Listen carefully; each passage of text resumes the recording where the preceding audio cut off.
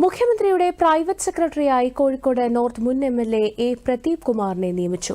മുഖ്യമന്ത്രി പിണറായി വിജയൻ ഇത് സംബന്ധിച്ച് ഉത്തരവ് നൽകി. സിപിഎം കണ്ണൂർ ജില്ലാ സെക്രട്ടറിയായി തിരഞ്ഞെടുത്തതിനെ തുടർന്ന് കെ രാജേഷ് സ്ഥാനമൊഴിഞ്ഞ ചുമതലയിലേക്കാണ് പ്രദീപ് കുമാർ എത്തുന്നത്. നിലവിൽ സിപിഎം സംസ്ഥാന സമിതി അംഗമാണ് എ പ്രദീപ് കുമാർ.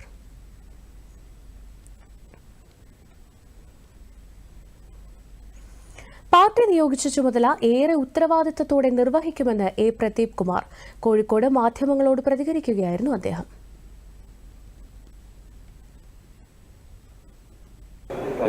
പാർലമെന്ററി രംഗത്ത് ഒരു മാറിയൊരു സാഹചര്യമാണിത്. അതെങ്ങനെ കാണുന്നു ഈ ഒരു അവസരം? പാർലമെന്ററി രംഗത്ത് നിന്ന് വളരെ നേരത്തെ മാറിയല്ലോ. പാർട്ടി പ്രവർത്തനത്തിലായിരുന്നല്ലോ ഇതുവരെയുള്ളത്. അതിന്റെ ഭാഗമായിട്ട് വരുന്ന ഓരോ ചുമതലകളാണ് ഞങ്ങൾ അതിനെ കാണുന്നത്. നമ്മളെ ഏൽപ്പിക്കുന്ന ഓരോ ചുമതലകളായിട്ടാണ്. അപ്പോൾ അത് നമ്മുടെ സാധ്യതയ്ക്കനുസരിച്ച് നന്നായി ചെയ്യാൻ ശ്രമിക്കുക. പ്രധാനപ്പെട്ട ചുമതലയാണ്. അത് നല്ല നിലയിൽ ചെയ്യാനുള്ള ശ്രമം.